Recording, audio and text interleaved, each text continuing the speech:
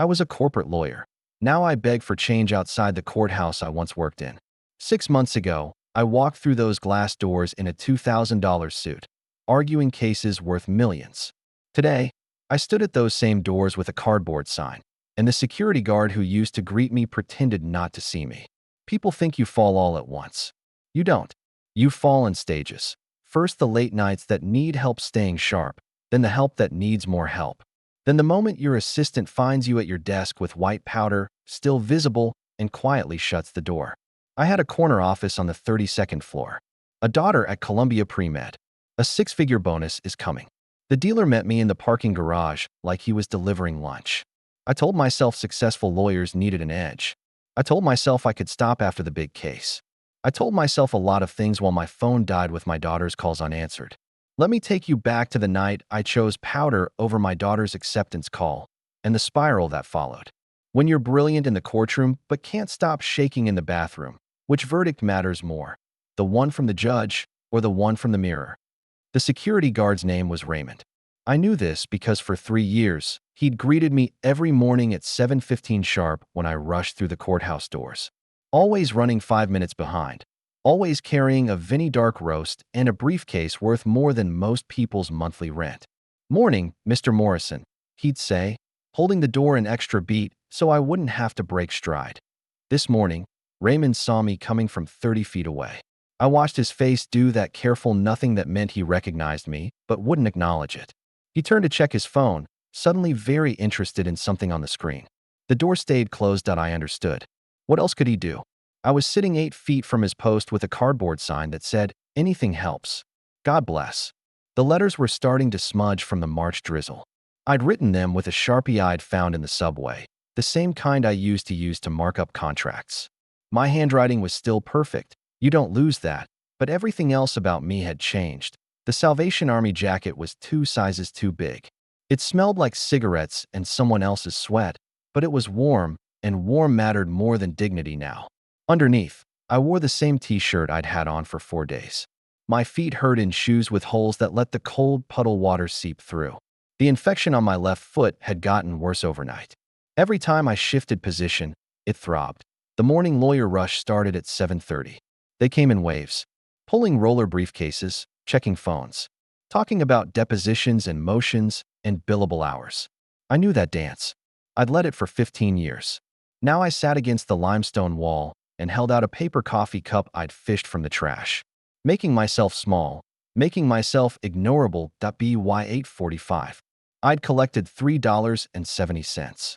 Enough for a McDonald's coffee if I wanted it. But I didn't want coffee. The glass doors opened and Jennifer Chin walked out. Jennifer, whose prenup I'd negotiated 2 years ago. She'd cried in my office about keeping her condo if things went wrong. I'd told her not to worry, that I'd make sure she was protected.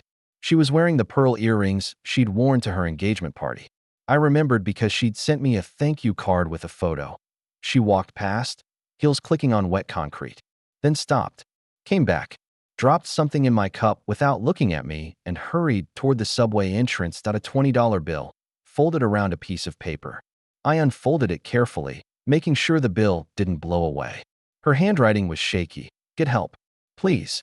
$20. My hands knew exactly what $20 could buy. My body knew it down to the cellular level. Terrence would be at his usual spot by the McDonald's on Canal Street. He kept regular hours, like any businessman.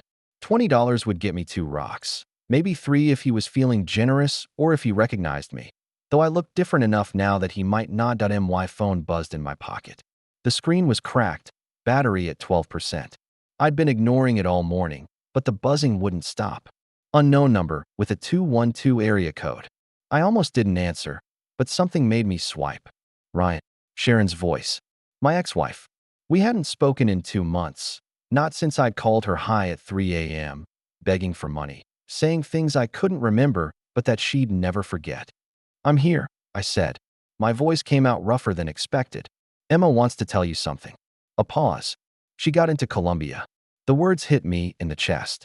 Emma, my daughter, pre-med at Columbia, just like she'd planned since she was 14, drawing anatomical hearts on napkins at dinner.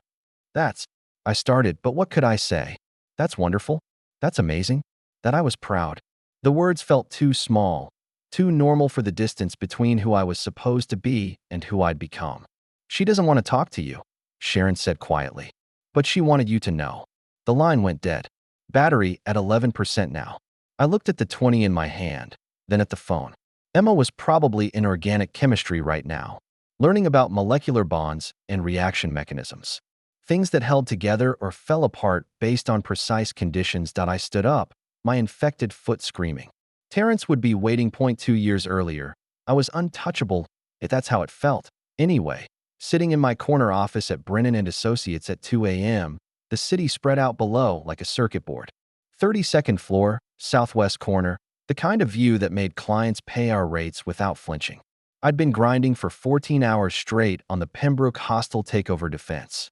$3 million in fees if we won. When we won, I didn't lose. The cocaine helped with that. 3 lines on the glass surface of my desk, cut with my Amex black card. The same desk where I'd signed the papers that made me senior associate. Where Emma had done her homework when she was younger and Sharon had court dates. Where I'd built my reputation as the lawyer you wanted when everything was on the line. The first line hit like electricity replacing blood. The second sharpened everything to laser focus. The third was probably unnecessary, but necessary was a concept I'd stopped examining too closely. I attacked the brief with fresh intensity. Maritime law precedents from 1987. Delaware corporate statutes. A loophole in the acquisition framework that nobody else had seen. My fingers flew across the keyboard. This was what brilliance felt like. Inevitable, unstoppable, crystalline. The sun came up without me noticing. What I noticed was Diane standing in my doorway at 7 a.m., holding coffee, looking at me with an expression I'd seen before but never quite registered. "Long night?" she asked, setting the coffee on my desk. Her eyes flicked to my nose, then away. I touched it reflexively. My finger came away with white residue. "The Pembroke defense," I said, turning back to my screen. "Almost done." She walked over to the window, her back to me. "Your shirt," she said quietly. I looked down. Same shirt as yesterday.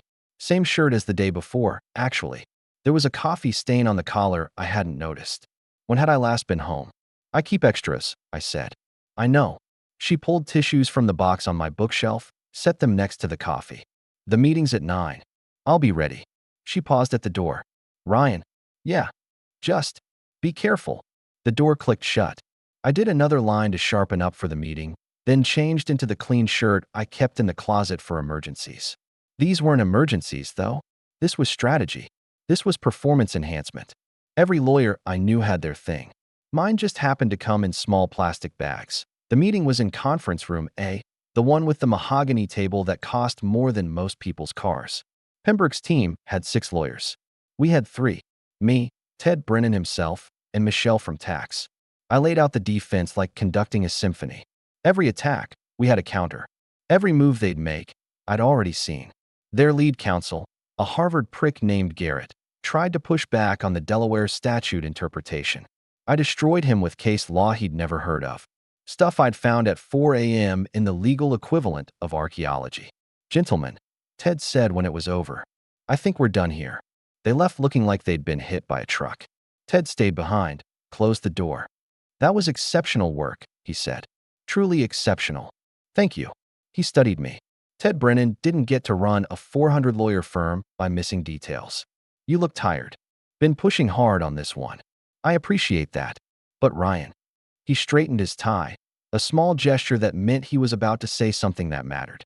"Partnership review is in 6 months. I want your name at the top of that list. But I need you healthy for that." "Understood. Understood." He left. I sat in the empty conference room, heart hammering, coming down from the high of victory and the high of everything else. My phone buzzed. Sharon, texting about Emma's college tuition. Columbia wasn't cheap, but I was making $400,000 a year, with a bonus coming that would double that. Money wasn't the problem. I texted back that I'd handle it. Then I texted Terrence. That evening, I met him in the parking garage for the first time. Before, I'd always had to go to him, sketchy meetings in sketchy places. But I was a valued customer now. He provided a business card. IT consulting, it said. We both laughed. "How much?" I asked. "How much you need?" I almost said enough to get through the week. Instead, I said, enough to get through the month. He whistled low. That's significant weight. I'm good for it. He named a price that would have shocked me 6 months ago. I paid it without blinking. He handed me a paper bag, the kind you'd pack a lunch in. Be careful with this, he said. I'm always careful. He laughed again, but differently. Sure you are, counselor. Driving home, the bag on my passenger seat, I thought about Ted's words. 6 months to partnership. I could manage this for 6 months. Then I'd stop, clean up, be the partner, the father, the success story everyone expected. Sharon called while I was at a red light. Can you make Emma's concert Thursday? What time? 7. Ryan, you missed the last two. I'll be there. Promise. I looked at the bag. Thursday was 3 days away. I'd make it work. I promise. I said. The light turned green. I drove home to my Lincoln Square apartment, the one with the doorman and the view of the park. Set the bag in my home office safe, behind my diplomas. Told myself I was in control. Control. That's what it was all about. And I was a master of control. The brief I'd written that night would save Pembroke from a hostile takeover. The lines I'd cut on my desk were just fuel for that fire. I did 2 more before bed, just to smooth out the landing. Lay in my California king bed, staring at the ceiling, mind racing through legal strategies and life strategies, and the systematic beauty of how everything connected. My phone showed 3 missed calls from Emma. I'd call her tomorrow. Tomorrow, when I was fresh. Tomorrow, when I had time. Tomorrow, the $20 from Jennifer was burning a hole in my pocket as I walked down Center Street. My foot felt like someone was driving nails through it with every step, but I kept moving. Terrence would be at his spot until noon. I had time. But first, I needed to sit. The subway entrance at Canal Street offered shelter from the drizzle. I lowered myself onto the concrete, ignoring the looks from commuters streaming past. That's when Jimmy appeared, like he'd been waiting. You're Morrison, right?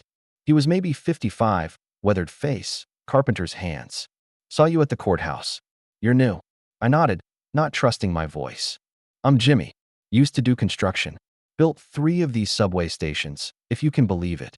He sat down next to me, not too close, respecting the invisible boundaries we all maintained.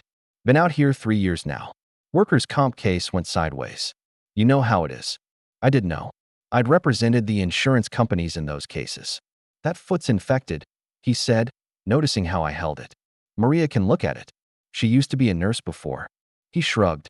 Before was a word we all understood. I'm fine. Sure you are. He pulled out a wrinkled piece of paper, hand-drawn map. Look, there's rules out here. Systems. You want to survive, you need to know them. I wanted to tell him I wouldn't be here long enough to need rules. That this was temporary. That I had $20 in a plan. But my phone was dying. Sharon had already hung up, and the rain was getting worse. The warm grates are here and here. Jimmy pointed to his map. After midnight, the cops don't check these spots. But you gotta get there early, and you gotta be quiet. No fights, no noise, no bullshit. We police ourselves, or they police us, understand? I understood. I'd written briefs about vagrancy laws, loitering statutes, the legal framework that made it illegal to exist without money. Lunch at St. Anthony's, no sermon required, he continued. But get there by 11:30 or the good stuff's gone. Breakfast at the Bowery Mission, but they make you pray. Your choice.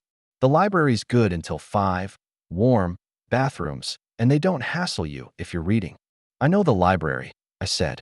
I donated $10,000 to it at last year's gala. Sharon had worn the green dress. Course you do. Jimmy studied me. How long you been using? I'm not. Come on, man. Takes one to know one. I was pills. Oxy after my accident. Then heroin when the script stopped.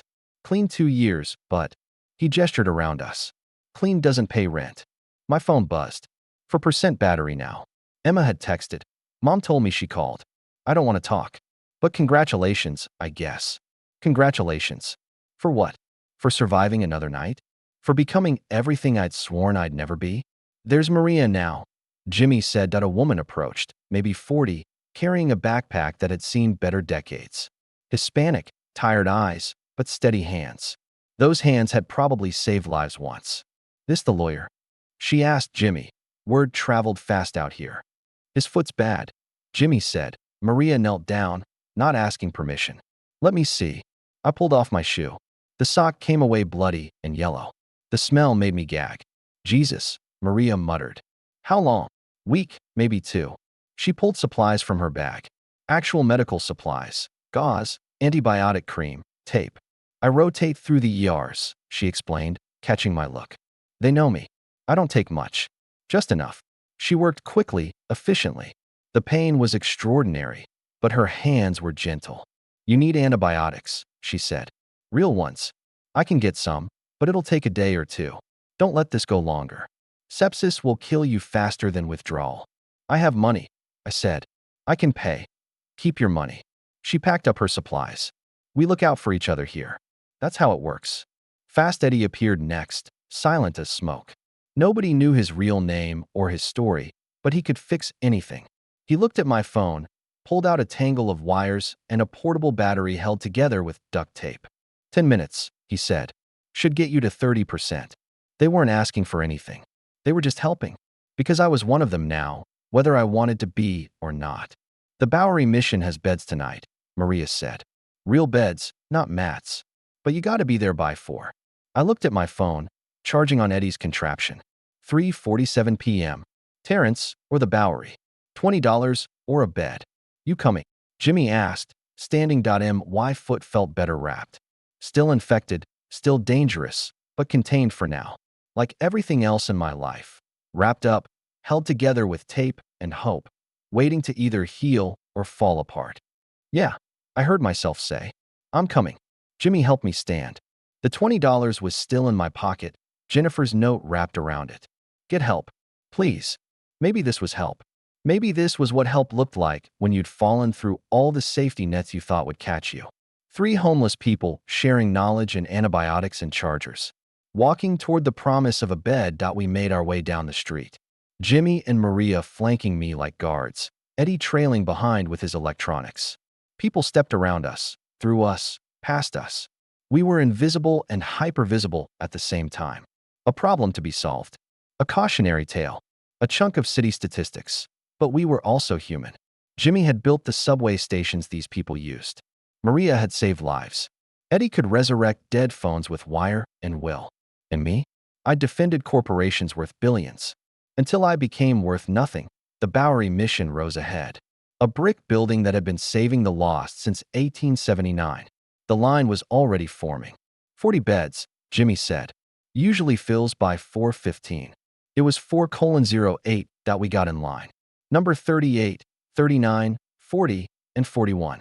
Eddie would have to try again tomorrow. He shrugged, used to it. I'll be at the usual spot, he told me, handing back my phone. 31%. You need anything fixed, you find me. The security guard at the mission checked us for weapons, drugs, alcohol. I thought about the $20.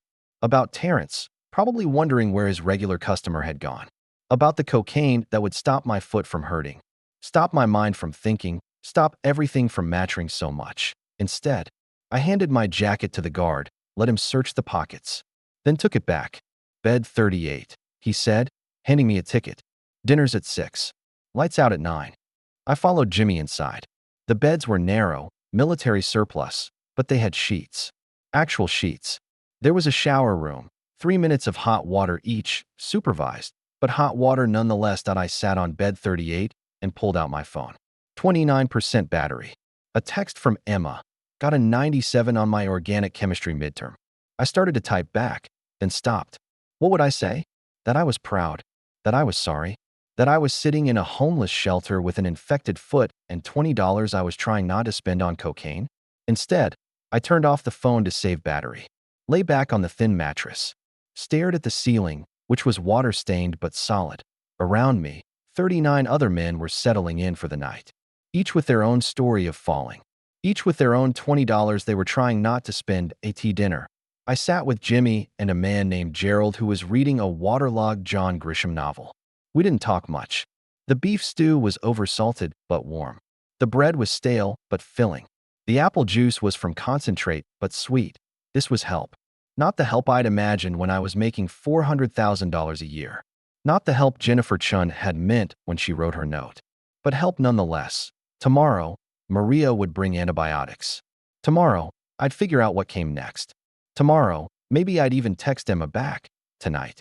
I had a bed and a locked door between me and Terrence's corner. It was enough. It had to be. The antibiotics Maria brought were expired by 3 months, but they were real. Amoxicillin, 500 milligrams, stolen from a veterinary clinic where she cleaned offices at night. Same stuff for humans and dogs, she said, pressing the bottle into my hand at dawn outside the mission. Take 2 now, then 1 every 8 hours. I dry swallowed them on the subway platform, watching suits rush past. One of them was Derek Mills, a junior associate from Brennan. He saw me. I know he did. His step faltered for half a second, but he kept walking, pulling out his phone like he'd gotten an urgent call. By noon, the infection felt different. Not better exactly, but contained, like my body was finally fighting back instead of surrendering. I spent the morning at the library, using their computer to check my email. 14 messages from debt collectors. One from Ted Brennan's secretary, dated 2 months ago. Your personal items have been placed in storage. You have 30 days to collect them. The 30 days had passed. Jimmy found me at my courthouse spot around 2. Maria says you took the pills. Yeah, good. Listen, there's work if you want it. Cash, under the table. Loading trucks at the produce market. 4 a.m. to 8 a.m. $50. For hours of legitimate work. $50 that wouldn't go to Terrence. My back was already screaming from sitting on concrete, but I nodded. I'll meet you there at 3:45, he said. That night, I couldn't sleep. The shelter beds were full of snoring, coughing, and nightmares spoken aloud. A man 3 beds down kept crying for someone named Luis. At 3 a.m., I gave up and headed to the produce market. The work was brutal. Crates of vegetables that seemed to weigh more each time. My soft lawyer hands split and bled by the second hour. The foreman, a Dominican guy named Carlos, watched me struggle without comment. When a crate of lettuce slipped and scattered across the loading dock, he just pointed at it. You drop it, you stack it. By 7:30, I could barely stand. Carlos handed me $50, 2 20s and a 10, damp with morning dew. Tomorrow? He asked. My whole body said no. Yes. Walking back to the courthouse, I passed a Starbucks. The smell pulled me in before I could think. The barista's face went carefully neutral. The homeless guy was inside. But I had $50. I was a customer. Small coffee, I said. $2.95. The coffee was perfect. Absolutely perfect. I sat in the corner, making it last, watching the morning rush. Pretending for 30 minutes that I was just another guy grabbing coffee before work. 3 weeks into the loading dock job, my hands had turned to leather and I developed a rhythm. Show up at 3:45, load until 8, collect $50, resist calling Terrence. Some days I succeeded. Some days I didn't. The days I failed followed a pattern. Something would trigger it, seeing a former client, getting a text from Emma that I couldn't answer properly, or just the accumulated weight of exhaustion. I'd take my $50 to Terrence's corner. 20 got me through the day. 30 went to food and necessities. 0 went to saving for a room, a new start, anything beyond tomorrow. Maria noticed on the bad days. Your eyes, she'd say. They go somewhere else. I'm fine. Nobody here is fine. That's why we're here. The foot infection cleared up slowly. Maria kept bringing antibiotics, different kinds pilfered from various sources. Fast Eddie fixed phones for the other homeless, $5 a repair, and taught me his trick with the charging cables. Jimmy and I worked the loading dock together, watching each other's backs when the crates got too heavy. Then Sharon found me. I was at my courthouse spot on a Thursday when she walked up, designer heels clicking on concrete. She looked older, thinner, wearing the black suit I'd bought her for her sister's funeral. Hello, Ryan. I tried to stand, but my legs wouldn't cooperate. How did you, Derek Mills? He told Ted Brennan. Ted called me. She sat down next to me on the concrete, designer suit and all. Emma doesn't know I'm here. Good. She got into Columbia. I know. You told me. No, I mean, she got a full scholarship. Merit-based. She didn't need us after all. Us. Like we were still a team. Like I hadn't destroyed that along with everything else. That's good, I said. She's brilliant. Like her father. Sharon pulled an envelope from her purse. The divorce papers. I need you to sign them. I took the envelope with hands that shook only slightly. Pen. She handed me a Mont Blanc. The one I'd given her for our 10th anniversary. I signed where the yellow flags indicated, then handed it back. There's also this. Another envelope. It's not much. $1,000. Don't. She held up her hand as I started to protest. Don't argue. Just take it. Sharon, get a room. Ryan, get clean. Get help. I don't care what order. Just get something. She stood, brushing off her suit. Why? I asked. Because Emma needs to know her father tried. Even if he failed, he tried. She walked away, heels clicking, disappearing into the river of suits and normal life. $1,000 could buy a lot of cocaine. That was my first thought, and I hated myself for it. My second thought was more practical. A cheap room, maybe a week at the YMCA, time to figure out next steps. Instead, I did something unexpected. I bought a phone. Not a smartphone, just a basic flip phone from the bodega. $40 with minutes included. I gave Jimmy my number, and Maria, and Eddie. Then I texted Emma. This is my new number. I'm trying. That's all. Just trying. She didn't respond for 3 days. Then, okay. 2 letters that meant everything and nothing. The YMCA had rooms for $47 a night. I paid for a week, cash up front. The room was tiny, a bed, a sink, a shared bathroom down the hall, but it had a door that locked. I sat on the bed that first night and cried. Privacy was a luxury I'd forgotten existed. Carlos at the loading dock noticed the change immediately. You showered. Got a room. Good. I got something else for you. My cousin needs help with his food truck. Prep work, cleaning. For hours in the afternoon, another $50. $100 a day. $700 a week if I worked every day. Enough for the room, food, and maybe even saving a little. I'll take it. The food truck was harder than the loading dock. Hot, cramped, endless orders in Spanish I half understood. But Miguel, Carlos's cousin, was patient. You learn, he said when I confused cilantro with parsley for the 3rd time. Everyone learns. 3 weeks in the YMCA room. 3 weeks of 2 jobs. 3 weeks clean, unless you counted the crushing exhaustion as its own drug. My phone had 12 contacts now, the informal network of the working poor, sharing information about day labor, free meals, which clinics didn't check ID. Then Emma texted on a Sunday. I'm at the coffee shop on Union Square. If you wanted to come. I stared at the message. I had clean clothes from Goodwill. I'd showered. I'd been sober for 3 weeks. But I was still living at the YMCA, still loading vegetables at dawn, still someone who'd fallen so far that up seemed impossible. On my way, I texted back. The subway ride was 20 minutes of panic. What would I say? How would I explain? Should I lie? Minimize? Pretend things were better than they were? She was in a corner booth, textbooks spread across the table. She looked up when I walked in, and her face did something complicated. Relief and disappointment and anger all at once. Hi, Dad. Hi, Em. I sat down. She'd ordered me coffee already. Still remembered how I took it. You look. She paused, searching for words. Different. I'm trying to look less different every day.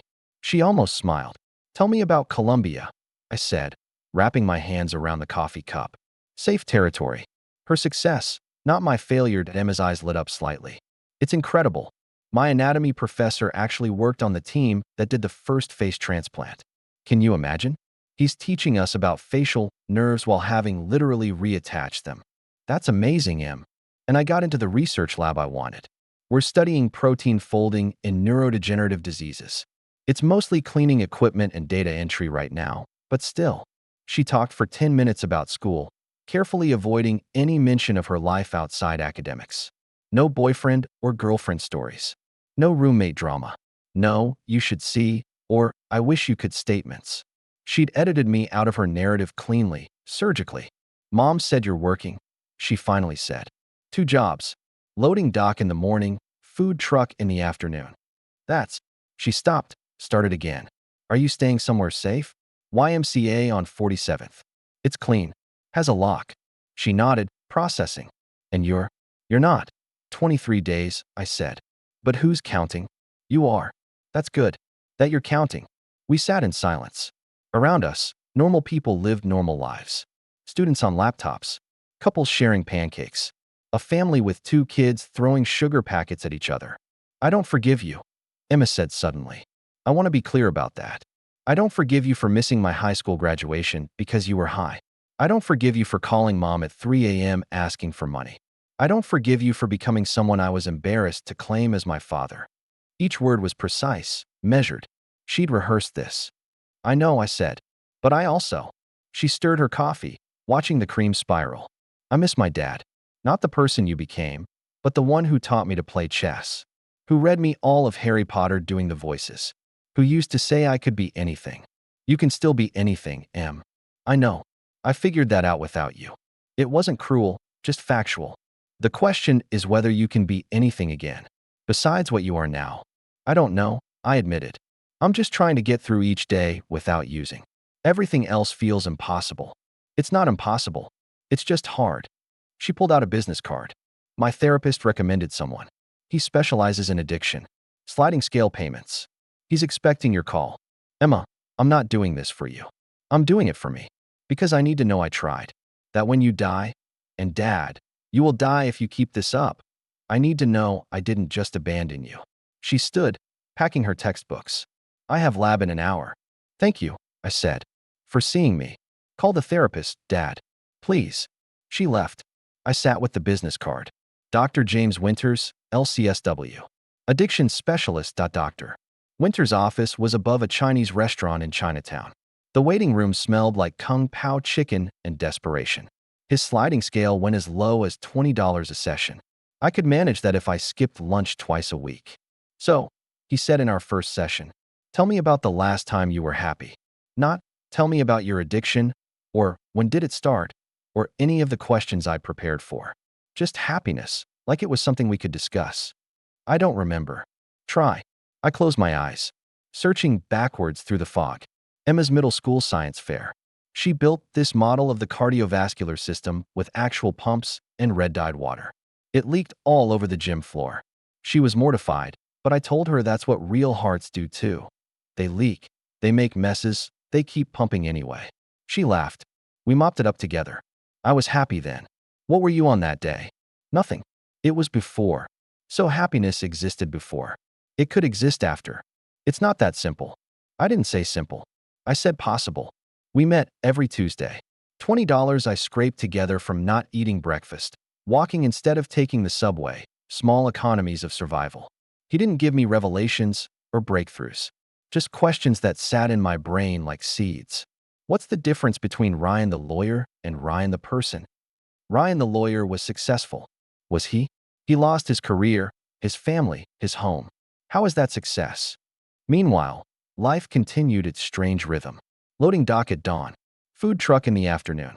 YMCA at night. Jimmy got arrested for an old warrant, disappeared into Rikers. Maria found work at a clinic in Queens, legal this time. Minimum wage, but with actual paychecks. Fast Eddie overdosed behind the McDonald's. I found him, called 911, but it was too late. He fixed my phone. I told Dr. Winters, crying in his office. That's all I really knew about him. He fixed phones, and he's dead. You knew he was kind. That he helped people. That's not nothing. Carlos promoted me to actually cooking in the food truck. You got good hands, he said. Steady. Careful. Skills learned cutting cocaine into perfect lines, repurposed for chopping onions. Emma texted occasionally. Small things.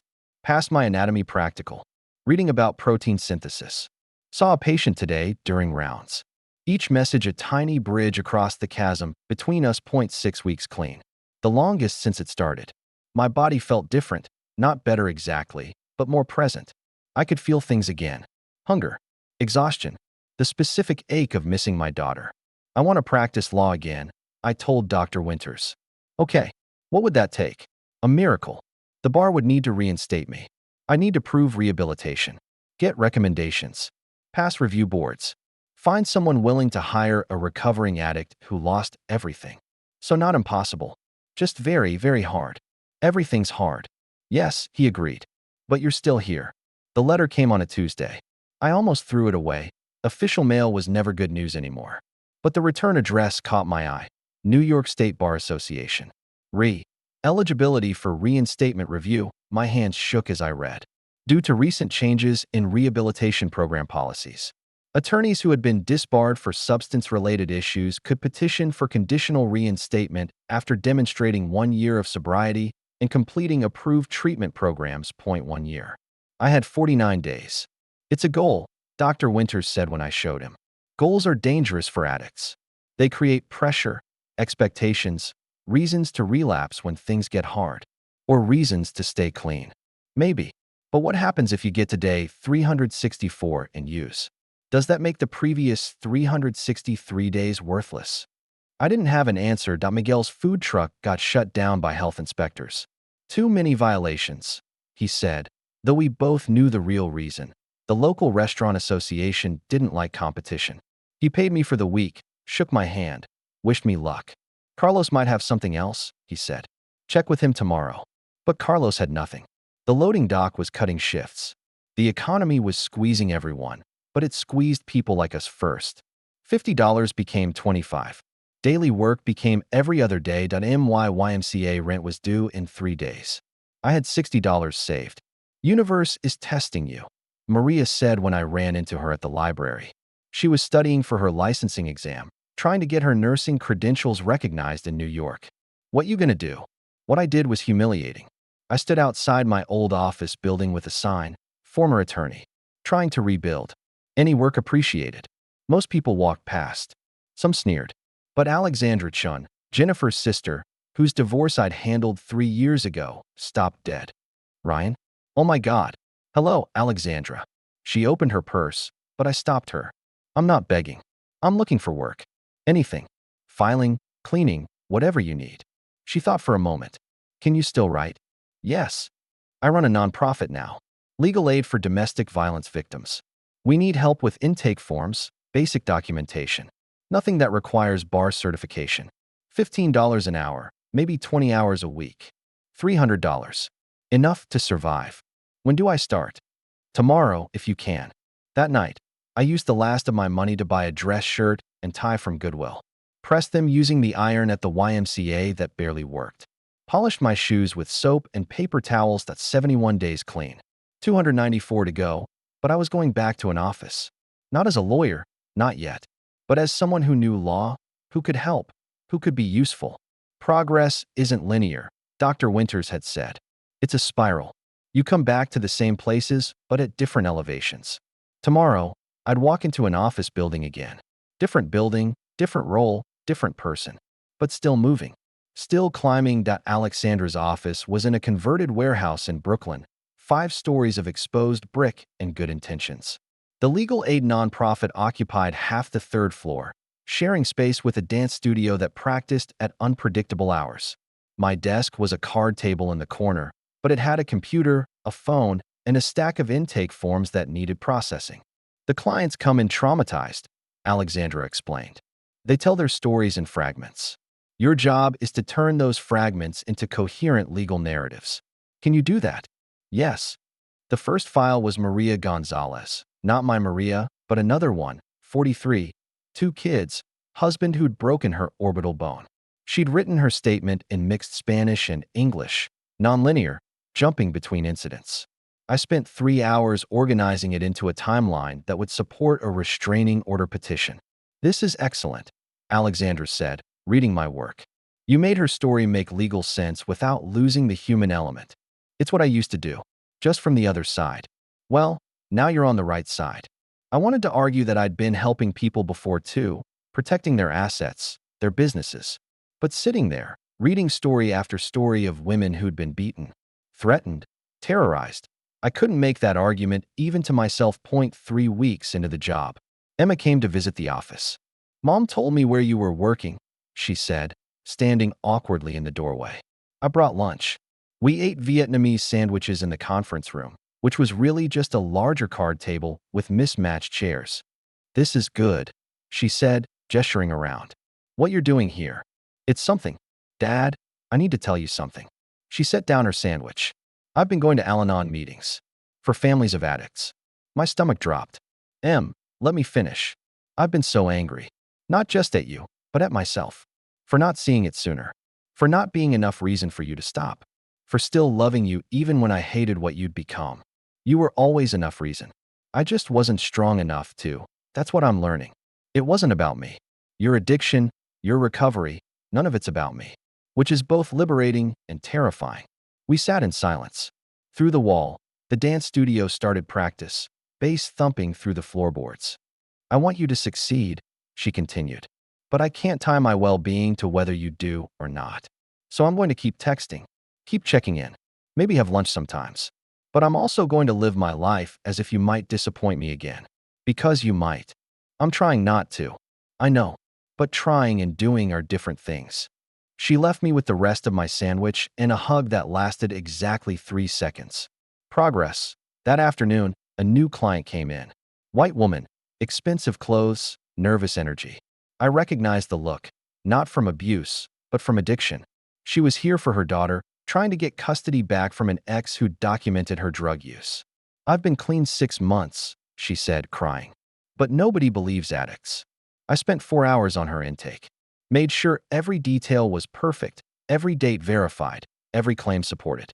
Alexandra reviewed it twice. You connected with her, she observed. We spoke the same language. 97 days clean. 9 more until I could move from the YMCA to a real apartment, a studio in Queens that Jimmy had told me about before he disappeared. Enough space for a bed, a desk, maybe even a small bookshelf for law books. I started studying at night, borrowing old bar prep materials from the library. If I could get reinstated, I could do more than intake forms. I could actually represent these women, stand up in court, use everything I'd learned in my previous life for something that mattered. You're changing, Dr. Winters noted. How does it feel? Terrifying. Like I'm building a house of cards that could collapse if I breathe wrong. Or like you're building something real, one card at a time. The dance studio next door was practicing something with drums. The rhythm shook through the walls, primal and insistent. Maria Gonzalez had gotten her restraining order. The woman with addiction issues had her first custody hearing next week. Small victories that felt enormous. My phone buzzed. Emma, made Dean's list. Thought you should know. I'm proud of you. I texted back. Always have been. I know, she replied. Then, a minute later, keep going, Dad. 100 days clean. 265 to go. But also, one day at a time, one form at a time. One tiny rebuilding of a life that had collapsed so completely I'd thought the rubble was all that was left. Turns out rubble can be foundation. If you're willing to do the work of clearing and stacking and mortaring it all back together. Slower this time. More careful. More real. The drums next door reached crescendo, then stopped. In the silence, I could hear my own breathing, steady and clean and continuing, still here. Still climbing point 153 days clean. The studio apartment in Queens had a Murphy bed, a kitchenette, and a window that faced east toward the sunrise. Rent was $1,200 a month, which left me exactly $47 after expenses. But it was mine that I'd saved for 3 months to afford the security deposit. Alexandra had written a reference letter explaining my work at the nonprofit. The landlord, Mrs. Chun, looked skeptical until she saw my pay stubs. You have income, she said. Steady work. That's more than most people. The first night, I lay on the Murphy bed and listened to the sounds through thin walls. Television in Spanish from next door. A baby crying upstairs. Traffic from Roosevelt Avenue.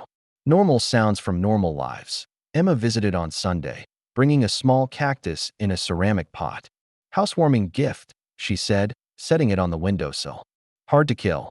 Thanks for the vote of confidence. She smiled, actually smiled. How many days? 153. That's almost 6 months. 5 months, 1 week, 2 days. She explored the tiny space, opening the Murphy bed, checking the kitchenette. You could get a desk here, she said, pointing to the corner. For studying. You think I should keep studying for the bar? I think you should do whatever keeps you moving forward. After she left, I sat at the kitchen table I'd bought at Goodwill and opened my bar prep books. Constitutional law felt like archaeology, digging through precedents I'd once known by heart. But muscle memory kicked in slowly. The patterns of legal reasoning, the structure of arguments, the careful dance of citation and interpretation. 212 days to go until I could petition for reinstatement. But tonight, in my own apartment, studying law at my own table, those days felt achievable. For the first time, the woman with addiction issues was named Catherine Webb. Her custody hearing was scheduled. 4:09 a.m. on a Tuesday in Brooklyn Family Court. I'd worked on her case for 6 weeks, documenting every day of sobriety, every NA meeting, every therapy session. I can't lose my daughter, she told me the night before, calling from the pay phone at her halfway house. She's all I have left. The evidence is strong, I said. Your ex-husband's attorney will attack your credibility, but we have documentation going back 8 months. Judge Martinez is fair. She'll look at the whole picture. I couldn't represent her in court. I wasn't a lawyer anymore. But Alexandra could, and I'd prepared every argument, anticipated every objection, mapped every legal pathway. Ryan wrote the brief. Alexandra told me afterward. You did everything but argue it. Judge Martinez awarded Catherine's supervised visitation, increasing to unsupervised if she maintained sobriety for another 6 months. Her daughter was 7, had her mother's eyes, clutched a stuffed elephant during the hearing. Catherine hugged me outside the courthouse, crying. You saved my family. You saved your family. I just did the paperwork. But walking back to the subway, I felt something I hadn't felt in years. Purpose beyond survival. Work that mattered beyond billable hours. The doctor. Winters noticed the change. You look different. Lighter. I helped someone keep their kid. It felt like being a lawyer again. Like being useful. Like my experience with addiction actually served a purpose. And how does that feel? Dangerous, I admitted. Like maybe I'm not just a cautionary tale. Maybe I'm also a resource. He leaned back in his chair. Recovery isn't just about stopping. It's about becoming who you're supposed to be. Outside his office, Chinese food and car exhaust, and the chaos of Canal Street. But inside my head, something quieter. Something building. Something that might, eventually, look like redemption. Emma turned 22 on October 15th. She'd been mentioning dinner for weeks. Casual references that felt like invitations she was afraid to make directly. We could try that Vietnamese place near campus, she said during one of our Tuesday calls. I'd like that. It's not expensive. I know money's tight. I can afford dinner with my daughter. The restaurant was small, cramped, authentic. Emma ordered for both of us in Vietnamese, something she'd learned from her roommate. We talked about her research, her classes, her plans for medical school applications. I'm thinking about psychiatry, she said over phone, or addiction medicine.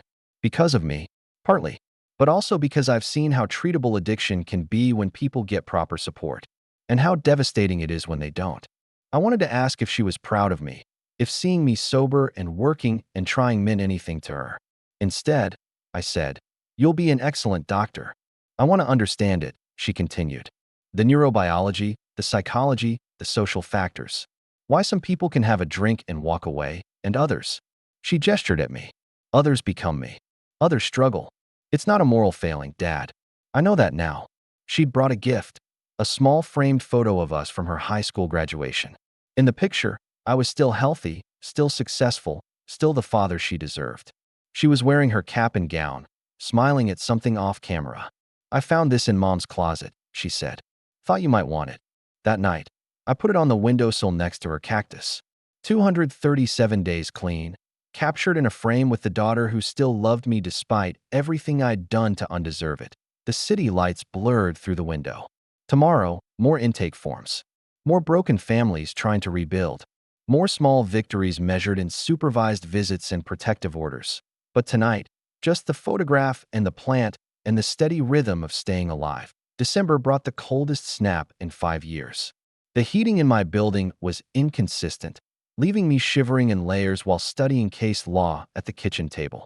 I'd progressed from constitutional law to civil procedure, relearning the architecture of litigation. Jimmy reappeared on a Tuesday, thinner and grayer after 4 months at Rikers. He found me at the courthouse spot where I sometimes ate lunch, reading during my break from the nonprofit. Heard you got a place, he said, settling next to me on the cold steps. Studio in Queens. How'd you hear? Maria mentioned it. She's doing good, got her nursing license back. Working at Mount Sinai now. We sat in comfortable silence, watching lawyers hurry past with their briefcases and purpose. The cold made my hands ache, reminded me of those first nights sleeping rough. You look different, Jimmy observed. Healthy. 8 months clean. That's something. Me. I lasted 2 weeks before I found pills in my cell. Guard was dealing. Everything's for sale in there. I'm sorry. Don't be. I made choices. Just like you're making choices now. He pulled out a crumpled business card. Got this from a counselor at Rikers. Outpatient program. They help with job placement too. Thought you might know. If it's worth anything. I looked at the card. Bridge House Recovery Services. I'd heard Alexandra mention them. They referred clients sometimes. It's legitimate, I said. Good reputation. Yeah. He pocketed the card. Maybe I'll check it out. Jimmy. Yeah. If you do the program and you need someone to talk to who's been there, you have my number. He nodded, stood to leave. 8 months, he repeated. That's real time. One day at a time. Yeah, that's what they say. He disappeared into the crowd. I went back to my book, but kept thinking about his words. 8 months was real time. Long enough that my body had reset, my mind had cleared, my perspective had shifted. Long enough to help other people navigate their own darkness. Maybe that was the point. Not just surviving, but becoming someone who could throw rope to others still falling. The letter from the New York State Bar Association arrived on February 3rd. 10 months, 7 days clean. My hands shook as I opened it. Dear Mr. Morrison, your petition for reinstatement review has been accepted for consideration. You are scheduled for an interview with the Character and Fitness Committee on April 15th at 10 a.m. I read it 3 times before the word sank in. April 15th was 71 days away. If they approved me, I could practice law again. This is incredible, Alexandra said when I showed her. Do you know what this means? It means I have 71 days to prove I'm not the person who lost everything. You've been proving that for 10 months. I spent the weekend researching committee members, studying recent reinstatement cases, preparing for questions I knew they'd ask. Why should we trust you? What's different now? How do we know you won't relapse? Emma called Sunday night. Mom told me about the letter. This is huge, Dad. It's an interview. They could still say no. They could, but you've done the work. You've shown up every day, helped people, stayed clean. That matters. I'm scared, I admitted. Good. Scared means it matters to you. Dr. Winters was more cautious. How will you handle it if they say no? I don't know. That's what we need to work on. Your recovery can't depend on getting your law license back. It has to stand on its own. But this is why I've been working so hard. Is it? Or have you been working hard because you're finally the person you're supposed to be? I didn't have an answer. That night, I sat at my kitchen table with a legal pad, writing down everything that had changed since I got clean. Not just the external things, the apartment, the job, the relationship with Emma, but the internal ones. The ability to wake up without shame. The capacity to help other people. The daily choice to keep going. The letter was an opportunity. But it wasn't the point. The point was sitting here, clear-headed at midnight, planning for a future that extended beyond tomorrow's craving 71 days to convince a committee I deserved another chance. But really, I'd been making that argument to myself every morning for over 10 months, 6 weeks until the interview. I threw myself into preparation like I was defending a murder case. Mock interviews with Alexandra. Research on every committee member. Practice answers to hostile questions about relapse risks and professional competence. Tell me about the night you chose drugs over your daughter's call. Alexandra asked during one session. The question hit like a physical blow. That's not fair. It's exactly what they'll ask. How do you answer it? I took a breath, centered myself. I was sick. Addiction made me someone I wasn't. But I can't use that as an excuse for the harm I caused. I take full responsibility for every choice I made.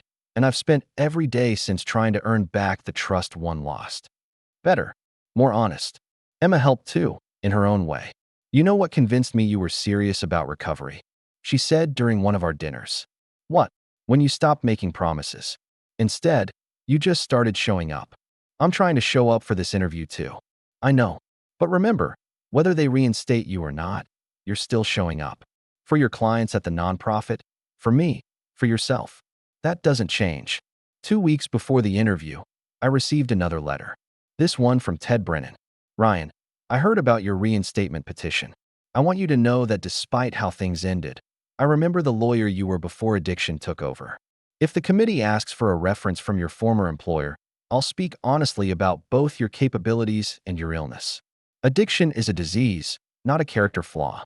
I hope you get the second chance you've earned. Ted. I stared at the letter for a long time. Ted had fired me, had my belongings put in storage, had every right to be done with me forever. Instead, he was offering support. He's taking a risk, Dr. Winters observed. Brennan and Associates has a reputation to protect. Why would he do that?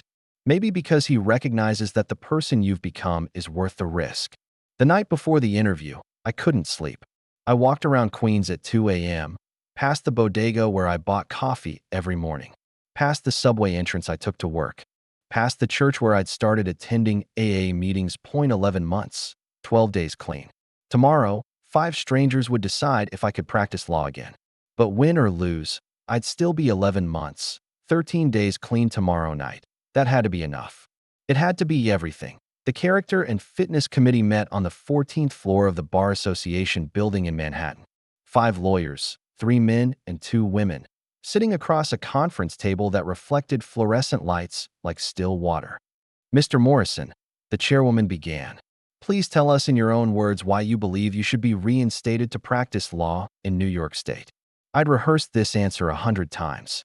I believe I should be reinstated because I'm no longer the person who was disbarred. Addiction made me someone I wasn't, unreliable, dishonest, dangerous to clients. Recovery has helped me become who I'm supposed to be, someone who shows up, tells the truth, and uses legal skills to help people rather than just accumulating wealth. How do we know you won't relapse? This from the youngest committee member, a prosecutor who'd probably seen 1,000 addicts make promises they couldn't keep. You don't. I don't. What I can tell you is that I have 11 months and 13 days of daily proof that recovery is possible. I work with a therapist, attend AA meetings, have rebuilt relationships with my family. My recovery isn't built on getting my law license back. It's built on being of service to other people. Tell us about your current work. I described the nonprofit, the intake forms, the custody cases, the way I'd learned to channel legal knowledge into helping domestic violence survivors navigate the system. And you've done this work for free.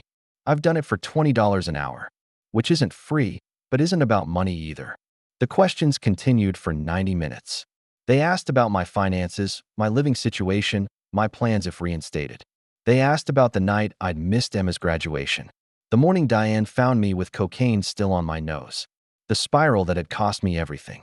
Mr. Morrison, the chairwoman, said finally, is there anything else you'd like the committee to know? Yes. I looked at each of them in turn. I can't promise I'll be the same lawyer I was before. I was successful before, but I was also sick.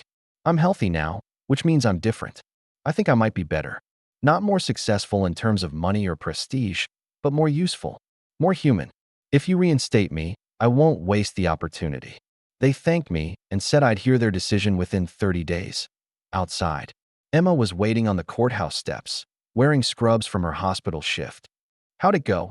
She asked. I told the truth. That's all you can do. We walked to a coffee shop. She ordered for both of us. She knew how I took my coffee now, had learned these small details of the person I'd become. Whatever happens, she said, I'm proud of you for trying. Even if they say no, especially if they say no, getting rejected and staying sober anyway, that would prove you're really recovered. 30 days to wait. 30 days to keep working at the nonprofit, keep going to therapy, keep showing up for life without knowing if I'd get the professional future I wanted, but sitting there with Emma. Coffee getting cold while we talked about her research and my work and plans for the weekend, I realized something. This was already the future I wanted. Everything else would just be bonus. The call came on a Tuesday morning while I was reviewing intake forms at the nonprofit. Alexandra handed me the phone with raised eyebrows. Calls to the office were usually crisis-related. Mr. Morrison? This is Janet Walsh from the Character and Fitness Committee. The committee has reached a decision regarding your petition for reinstatement. My heart hammered against my ribs. Yes. The committee has voted to approve your reinstatement, conditional upon completing 6 months of supervised practice and continuing therapeutic support. The room tilted. What? Congratulations, Mr. Morrison. You'll receive the formal paperwork within a week. The conditions require you to practice under supervision of an attorney in good standing, attend monthly check-ins with the committee, and maintain documentation of continued recovery support. I hung up and stared at Alexandra. They said yes. They said yes. Conditional, but yes. She screamed. Actually screamed, then hugged me while the entire office turned to stare. The domestic violence survivors in the waiting area looked alarmed until Alexandra announced, Ryan just got his law license back. One of them, a woman whose custody case I'd helped prepare, started clapping. Then they all did. Applause in a converted warehouse from people who understood what second chances meant. I called Emma first. Dad, that's incredible. When do you start practicing? I need to find a supervisor first. Someone willing to take on a recovering addict. You'll find someone. People can see who you are now. Sharon called that evening. Emma told me, I'm happy for you, Ryan. I really am. Thank you. For everything. For not giving up on me completely. You gave us reasons to hope. That made the difference. Dr. Winters wasn't surprised. How do you feel? Terrified. Grateful. Like I might wake up and find out it was a dream. And if you did wake up, if this was a dream, I'd still be clean. I'd still have Emma back in my life. I'd still be helping people at the nonprofit. I paused. It would be disappointing, but it wouldn't be devastating. That's growth. Alexandra offered to be my supervising attorney. You know our cases better than anyone. It's natural. Are you sure? It's a risk for you professionally. Everything worthwhile is a risk. Besides, I've watched you rebuild yourself from nothing. That's exactly the kind of lawyer I want to work with. My first case was a custody modification for a mother in recovery. 6 months clean, fighting to get her kids back from an abusive father who'd used her addiction against her in court. Can you help me? She asked. That I looked at her intake form. Saw my own story reflected in the timeline of addiction and loss and desperate attempts at rebuilding. Yes, I said. I think I can. Outside the courthouse, Emma texted. Saw the news article about your reinstatement. The headline said, disgraced lawyer gets second chance. I prefer, person in recovery helps others recover too. One day at a time had become one case at a time. One client at a time, one small victory at a time. The city spread out around me. 8 million people with their own struggles and recoveries and chances to become who they were supposed to be. I was finally becoming who I was supposed to be too.